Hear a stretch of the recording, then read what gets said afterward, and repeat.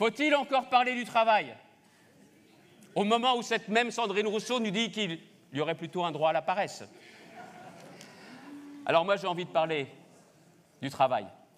J'ai envie de vous dire que, bien évidemment, que cette notion, cette valeur doit être revisitée, c'est vrai, qu'on doit entendre les différents messages. Gilles nous le rappelait tout à l'heure, c'est vrai.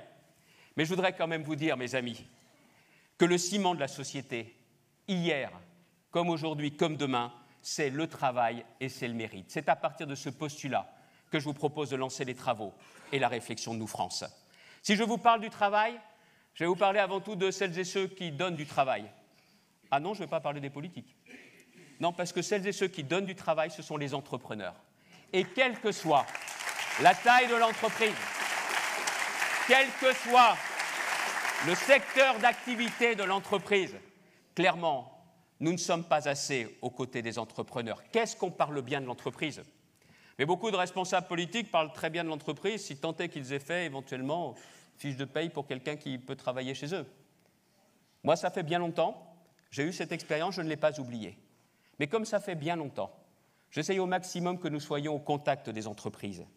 Et le contact des entreprises, c'est les grands groupes qui ont leur importance, mais on oublie bien souvent, trop souvent, en France, les artisans, les commerçants, les professions libérales, les TPE, les PME, ces entreprises que l'on appelle les ETI, les entreprises de taille intermédiaire qui font la prospérité de l'Allemagne et que nous décourageons bien souvent, notamment avec cette histoire de seuil. Il y a 2 fois plus d'entreprises de 49 salariés en France qu'il n'y a d'entreprises de 51 salariés. Les gens ne sont pas superstitieux, hein?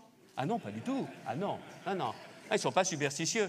C'est qu'ils savent pertinemment que ce sera contrainte sur contrainte, renchérissement des coûts d'exploitation, alors même que ces employeurs veillent à ce qu'il y ait les meilleures conditions de travail et le meilleur respect des salariés. Clairement, nous avons besoin, avec Nous France, de faire des propositions novatrices pour être aux côtés de nos entrepreneurs.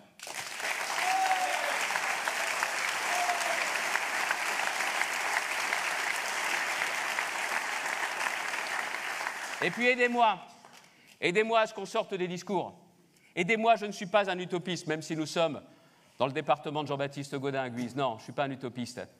Mais nous avons absolument besoin de transformer notre administration, que cette administration de contrôle devienne une administration d'accompagnement. Non, je ne suis pas fou. C'est tout à fait possible. Mais il y a un changement de fond en comble qui est à opérer. Et si ce ne sont pas des gens de la société civile, des entrepreneurs, des gens du terrain qui proposent, jamais ça ne se fera. N'allez pas demander à ceux qui ont inventé la complexité d'aller demain simplifier, ou alors demander à quelqu'un de scier la branche sur laquelle il est assis. Alors c'est à nous de le faire.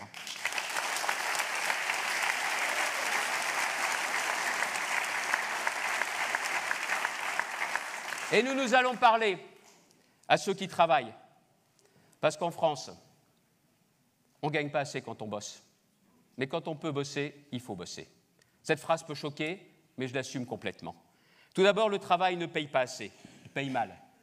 Et ça n'est pas la seule responsabilité, comme le disent la France insoumise, NUPES. Non, c'est que les employeurs, pour garder leurs salariés, pour les fidéliser, pour les recruter, voudraient les payer davantage. Mais en France, c'est salaires et charges. C'est ça la vraie question. Alors nous avions, pendant la campagne présidentielle, j'avais parlé de cette prime au travail, qui n'a peut-être pas été suffisamment comprise. C'était une façon de prendre en charge une bonne partie des charges salariales. Est-ce que cette idée a toujours du sens? Nous en débattrons. Mais ce que je sais, c'est qu'aujourd'hui, la prime d'activité, elle est injuste. Parce que la prime d'activité tient compte des revenus de votre ménage, de votre conjoint. Oh, il n'a même pas besoin que votre conjoint soit millionnaire. Non. S'il gagne déjà plus que le SMIC, on vous en enlèvera une partie. C'est injuste. Nous avons réussi, et ce sont nos amis parlementaires, des Républicains qui avaient porté cette idée-là, à faire en sorte que l'allocation d'adultes handicapés soit, comme l'on dit, défamilialisée. Nous avons besoin de le faire de la même façon pour la prime d'activité, mais j'aurais besoin de savoir si c'est la prime au travail qui reste la bonne référence, la bonne solution. Est-ce que c'est quand nous en aurons la possibilité de baisser massivement l'impôt sur le revenu sur les classes moyennes? Mais nous en débattrons parce que nous avons besoin de trouver les bonnes solutions pour celles et ceux qui travaillent.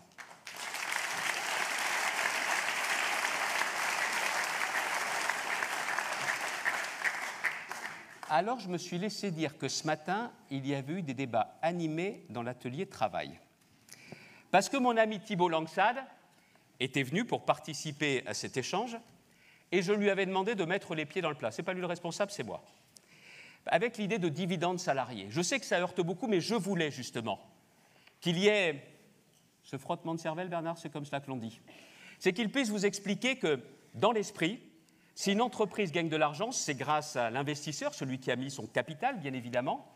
Il doit y avoir la rétribution du capital, mais c'est aussi avec les salariés. Vous allez me dire, il y a le salaire, il y a la participation, il y a l'intéressement, mais c'est une idée forte.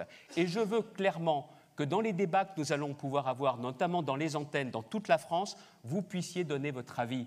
Ce n'est pas parce que nous en avons parlé ce matin que c'est maintenant partie intégrante de notre projet, mais je veux que nous allions jusqu'au bout des choses, et même si des idées dérangent, je suis désolé.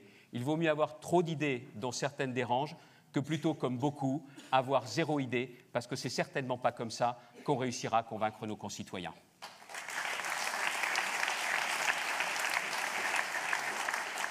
Si l'on parle du travail, je dois aussi parler de celles et ceux qui pensent qu'on peut réussir sans travailler. Non, on ne peut pas réussir sans travailler. Et là, ce que j'appelle de mes voeux, ce sont des propositions claires, précises, simples, sur la réforme de l'assurance chômage qui va s'ouvrir. Je crains qu'on ait encore un exercice, c'était dit ce matin dans l'atelier, de recentralisation, surtout de communication. Parce que le problème est très simple. Bien sûr qu'il y a des besoins de formation, bien sûr qu'il y a des besoins pour une maman seule, notamment, je me souviens avoir rencontré, c'était à côté de Roubaix, une dame qui me dit « Mais monsieur Bertrand, moi je veux bien prendre un emploi, mais je suis seul, j'ai 3 enfants, ils sont en bas âge, si c'est un emploi posté, je fais comment ?»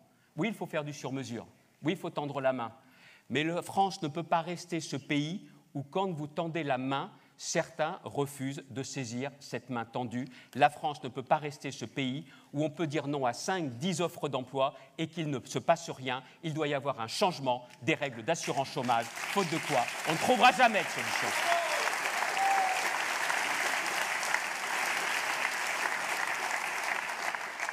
Ce combat pour le travail, c'est le combat pour les classes moyennes. Celles et ceux qui portent la société française, ce sont les entrepreneurs qui donnent du travail, mais ce sont les classes moyennes. Comment on définit les classes moyennes ? Trop riches pour être aidés, mais pas assez pour s'en sortir, même avec 2 salaires à la maison. Et vous pensez que ça peut durer encore longtemps ? Je suis persuadé que non. Ceux qui payent tout, vous diront-ils, et qui n'ont droit à rien. Ceux qui, quand ils font les calculs de bourse, alors qu'ils sont à 2 salaires, savent bien que ça ne sert pas à grand-chose d'aller remplir le dossier jusqu'au bout, parce qu'ils ne touchent rien. Ceux qui se disent qu'il y a l'allocation de rentrée scolaire, qui est certainement utile, mais eux, parce qu'ils dépassent, ils n'auront droit à rien. Dans la région des Hauts-de-France, même si on n'est pas la région la plus riche de France, l'allocation de rentrée scolaire, elle s'appelle la carte génération. Elle est pour les lycéens et les apprentis, et elle est versée à tous les enfants, quelle que soit la situation de leurs parents. C'est aussi ma conception de la justice.